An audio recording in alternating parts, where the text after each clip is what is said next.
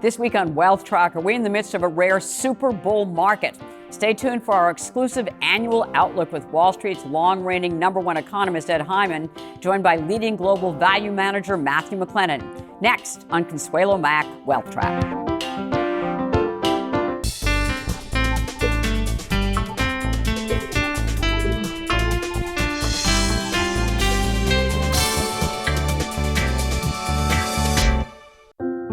New York Life, along with Mainstay's family of mutual funds, offers investment and retirement solutions so you can help your clients keep good going.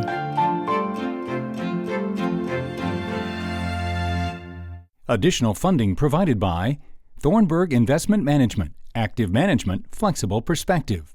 Koo and Patricia Ewan through the Ewan Foundation, committed to bridging cultural differences. Rosalind P. Walter and the Fairholme Foundation. Hello and welcome to our annual Economic and Market Outlook edition of Wealth Track. I'm Consuelo Mack. It's been a long-standing tradition and privilege of ours to have Wall Street's longtime #1 economist, Ed Hyman, join us exclusively to share his views on the economy and markets. This week, our focus is the U.S. Next week, we will look beyond our borders to the world at large. Hyman is founder, chairman, and head of economic research at Evercore ISI, a top-ranked macro and investment research firm. He has been voted the #1 economist on Wall Street by Institutional Investors' Survey of Professional Investors for an incredible 37 years. His comprehensive but succinct and easily digestible daily macro research reports are considered must-reads by professional investors. We always ask a leading portfolio manager to join Hyman, and for the second year in a row, we are delighted to have First Eagle Investment Management's Matthew McLennan with us. McLennan heads up the firm's global value team, overseeing $111 billion in assets.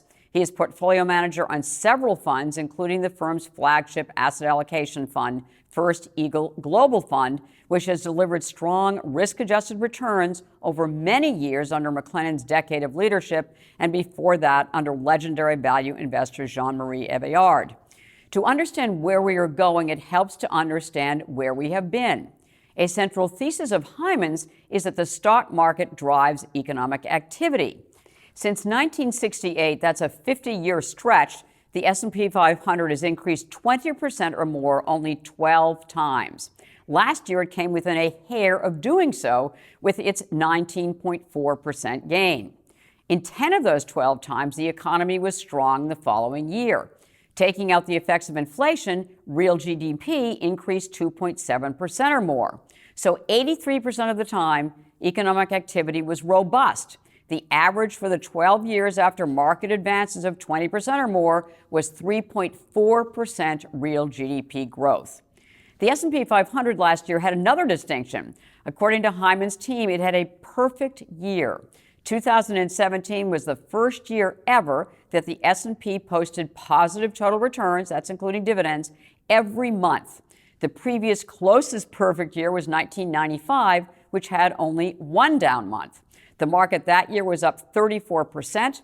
The following year, it gained 23% with dividends included, and real GDP was a gangbuster 4.5%. Well, why does stock market performance seem to be so important to economic activity? What's the connection? That's where we began our discussion.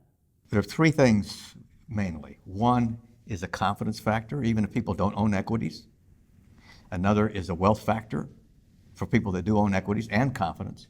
And then a third is that the things that make equities go up, like monetary policy, will tend to persist for a while until they change, and then it stops working. But those are the three drivers. And one piece of research that you've done that I cited in my introduction to you is the fact that I think more than 80% of the time, if the S&P 500, for instance, rises 20% or more, that the following year GDP growth is pretty strong. Right. So that's, I think, just serendipity, but it reflects mainly that third part, that the conditions that make the market go up tend to persist into the next year, and then that makes the economy better in the next year. So let's talk about next year as this year. What do you think is going to happen with the economy this year? So I have a little different view this year. I've been for a while on the slow and steady. We've had 2% growth for almost a decade, and I got used to it and stuck with it.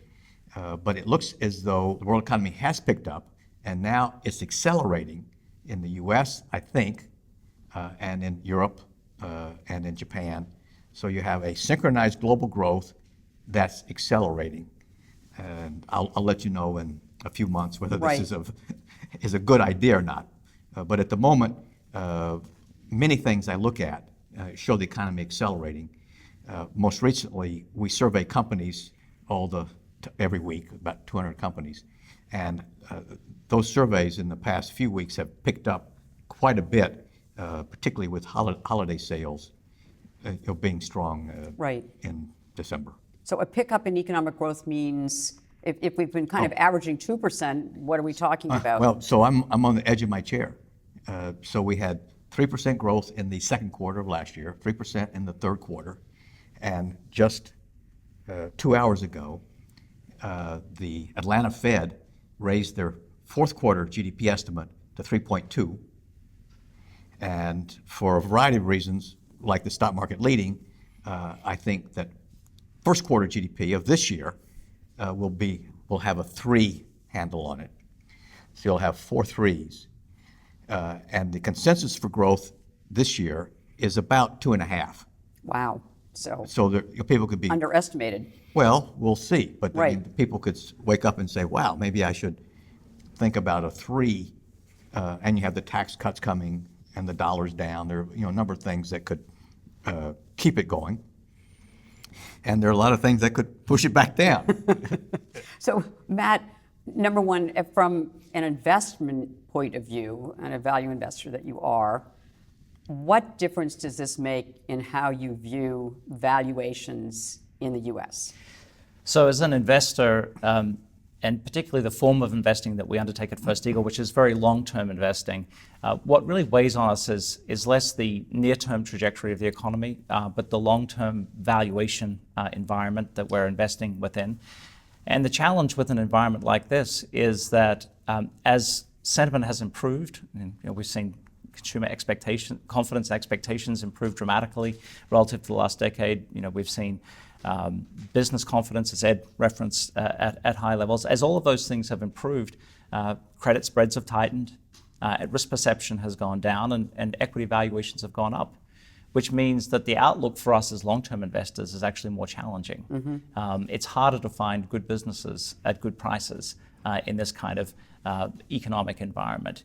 And I think the other thing that's challenging to think about when you take a 5 to 10 year perspective, which is sort of our investment horizon, is that one has to reflect on the extent to which the stimulative policy that we've seen has pulled growth forward to a certain extent. Right. We've seen savings rates in the US come down from 6% to under 3% in the last couple of years. Yet if we're in a low expected return environment for the long term, low yield curve, low credit spreads, high equity multiples, then at some point people need to save more to meet their long-term objectives. And that's a paradoxical situation and could be a headwind to long-term growth in the future. And secondly, the tax cuts, which are stimulative in the short term, the CBOs come out and they're now projecting 5% deficits out a few years. And at some point there's going to be a need for fiscal consolidation in the United States. It's unusual to have fiscal stimulus at the peak of the cycle. Usually we see this at the trough of the cycle. And so the final thing I'll mention is that, and psychologists often refer to this, is that happiness is reality relative to expectations. Mm-hmm. And what matters from an investing standpoint is the extent to which reality lives up to expectations. And we saw Ed reference the fact that the US dollar actually weakened 10% over the last year. Most people were expecting the US dollar to go up because the Fed was raising interest rates. The problem was that the Fed didn't raise interest rates sufficiently relative to expectations to take the dollar up, and so the dollar went down. Yes, the economy is growing today. Earnings are growing at a rapid clip, but will it be enough? Only time will tell. And you alluded to risks as well, that when you said, Matt, we'll see what happens. So what are the risks that you see in the economy? It seems to me as though things are pretty certain right now. Certain. Certain. We know what the risks are. We know what the positives are. So the risk, I find almost always, is the valuation, what Matt started out with. I mean, it's a monster. The I second, mean, PEs are really high. It's just that all asset classes have been lifted. Every and price is high. Everything is high. I know you were going to buy that Da Vinci painting and Right, got exactly. stopped out. It just got young. But bond prices are high. And second, the Fed's tightening. And not just tightening, this is an unprecedented maneuver to shrink its balance sheet. At the same time, PEs are high. And then you have whatever you would put under geopolitical risk, which you don't have to even describe it. I mean, whether you start in Washington, D.C. or in Asia or in the Middle East. So that's enough to keep us pretty sober. But those are the risks in the main three. So my job and what I do is to be a coach to Matt. And he has his plan. Right. And he looks to me for a certain perspective, which is not a 5 or 10 year view. It's just what's going to happen in the next 6 months or a year. And then you have to balance that versus really the valuation problem that's out there, which is scary. Right. Why would you want to buy the S&P at almost 3,000? It's a challenge, and I would just add, debt is a problem overall. If we look at the total stock Consumer of debt, debt, household household debt, debt. corporate Right. and sovereign debt relative to GDP is actually higher than it was in 2007. In the U.S., which is In really the US, before the financial crisis. and right? around the world. Which Right. I'm totally with him on that. And that's a headwind to future monetary growth. And in fact, if we look at money supply growth in the US, it's at a 5-year plus low, probably a 7-year low for growth in M2. China's at a 2-decade low in terms of its money supply growth. And so as unemployment rates get low around the world, it's not just the US, but it's elsewhere around the world, financial conditions are tightening. And that presents a more challenging environment for risk assets at some point. And yet there's another phenomenon that could be at play here, and that is research that Ed's done on what you call super bull markets. And in modern times, there have been 3. From 1925 to 1929, in Japan from 85 to 89, and in the US from 95 to 1999, where equity surged roughly 3-fold in the last 5 years of a super bull market. I mean, could we be in a super bull market? And if so, what phase are we in? So either we're at the end or there's some real blow-off. Right. And so this, at this point, there's only there are only 2 possibilities. This is the end, for the reasons you're outlining, or the beginning of the end, or there's some melt-up. And so you say, well, what do melt-ups look like? Right. And the characteristic of melt-ups is that you have solid growth with very little inflation. I just found this out, but in the roaring 20s, growth was about 4% in the late 20s, and inflation was 0.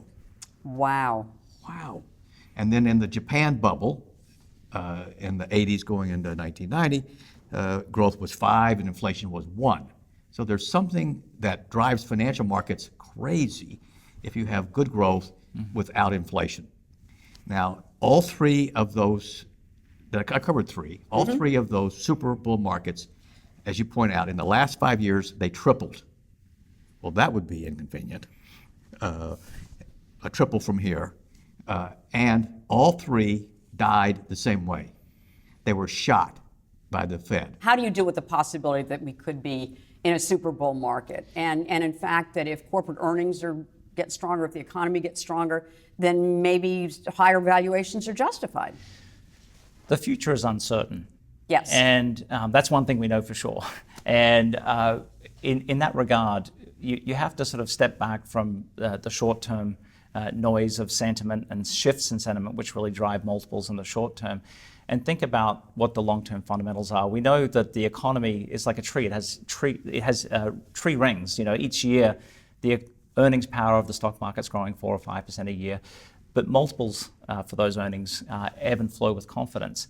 As a long-term investor, the last thing you really wish for is a melt-up in markets, because it shrinks the opportunity set of investments that have a margin of safety.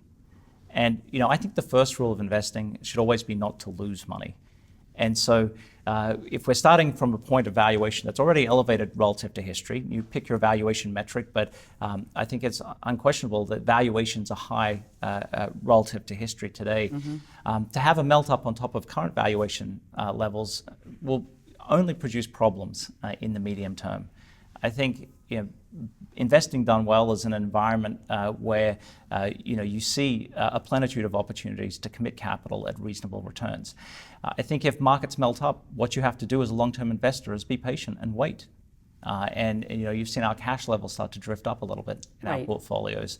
So for instance, in the global portfolio, your cash level is up to? It's around 20% in the portfolios at this point. And you've got about 8% in gold. A little more than that. If you add gold bullion and gold miners, it's a low double-digit percentage of the portfolio. So we have about a third of the portfolio in what I'd refer to as ballast at this point in time. And out of equities. And that's not a market timing call per se, but it's a reflection of the fact that as stock prices have gone up, we've been selling some investments that have exceeded our sense of intrinsic value and no longer have a margin of safety. And it's been more difficult to redeploy that capital into new opportunities.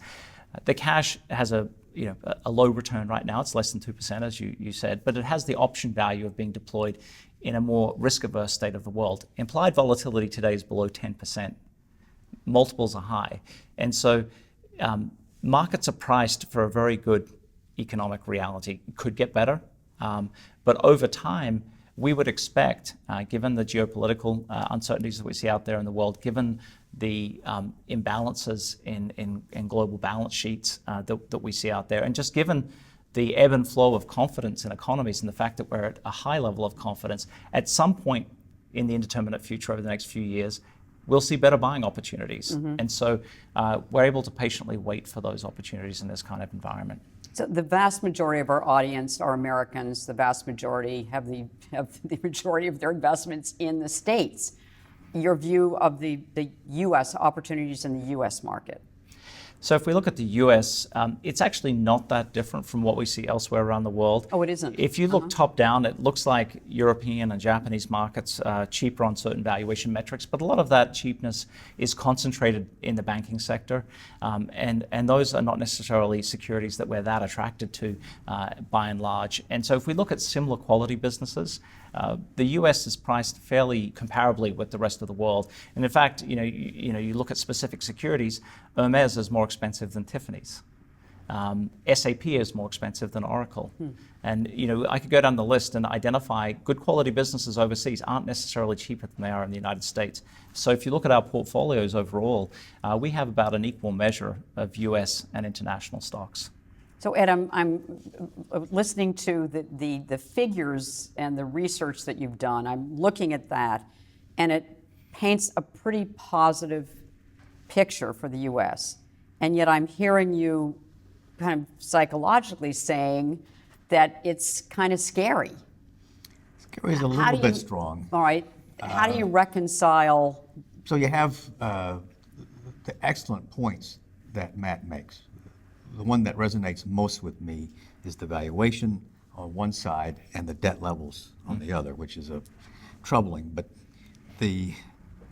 on the U.S. economy, as we've talked about in the past, when I travel around the U.S. economy, so many places look great. And they still do, right? Those cities that are booming, they're still booming. Denver, right, or Atlanta. Austin. Austin. It looks I remember like, you said Buffalo last year. Yeah. I'm sticking by it too. And but there was an article today on Bloomberg about how Las Vegas is booming. But when I travel around, what I see is genuine prosperity. Right. Where people are buying houses and low-income people are getting jobs. It's pretty exciting. But to move it to a slightly different focus, I'm with Matt that I've given up on forecasting. I just try and see as far as I can, like if you're driving a car in the dark with headlights. Right. But I can't see beyond the headlights. But it looks like in the headlights, earnings are going to go up. And as long as earnings are going to go up, and monetary policy is not too tight, then I'm going to keep driving. I hope I don't run over a cliff. but the earnings picture is something you can focus on. And as Matt pointed out, it looks really good at the moment.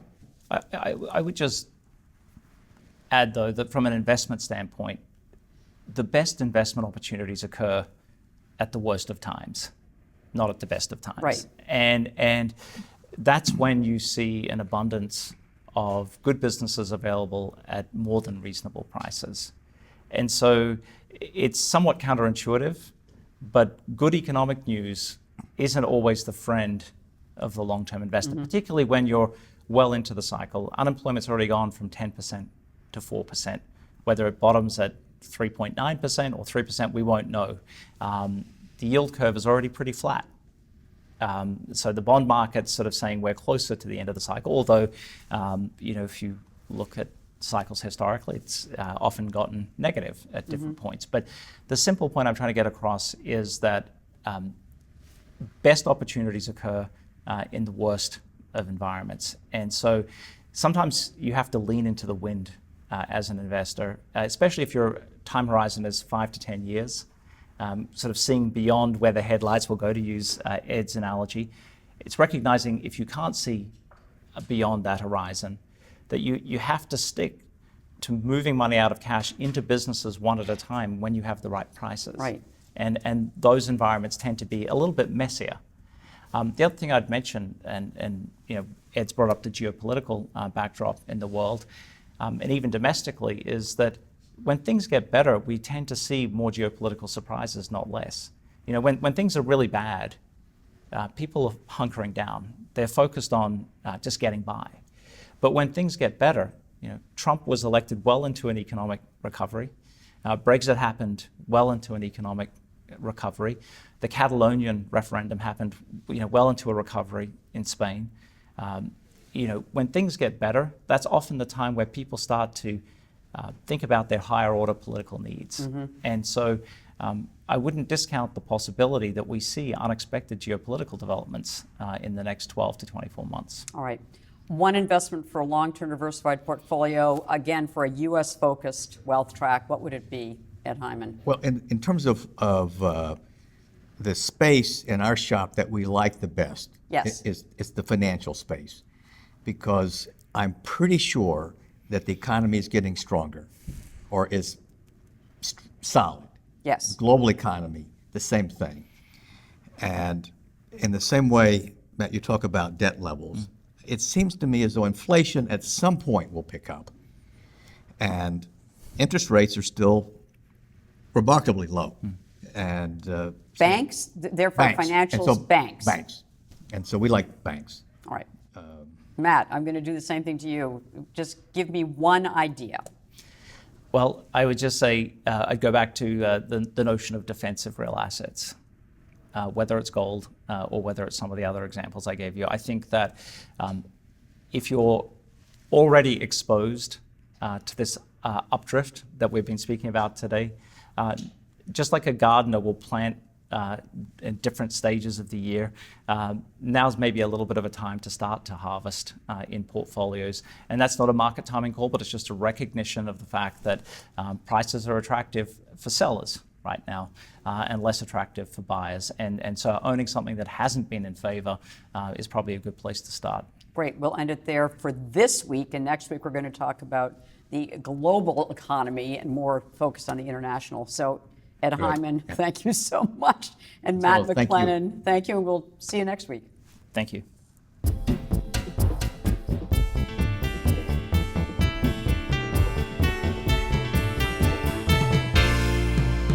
At the close of every Wealth Track, we try to give you one suggestion to help you build and protect your wealth over the long term. This week's action point is take some money off the U.S. stock market table. No matter how upbeat things look in the U.S., and as we just heard from Ed Hyman, they are pretty positive, we are far along in the economic and market cycle. The U.S. economy was the first to recover from the financial crisis, as was the stock market. and there are plenty of late cycle signs flashing, including high price earnings multiples and Fed tightening. Trimming some profits won't hurt and might help cushion the correction when it comes. Next week, in part 2 of our exclusive Outlook with Ed Hyman and Matt McLennan, we will turn our attention overseas to the prospects and opportunities internationally. In the meantime, please go to our website's extra feature to hear what Ed Hyman is reading and recommending. Also, feel free to reach out to us on Facebook and Twitter. Thanks for joining us. Have a great weekend. We look forward to helping you make the year ahead a profitable and a productive one. New York Life, along with Mainstay's family of mutual funds, offers investment and retirement solutions so you can help your clients keep good going.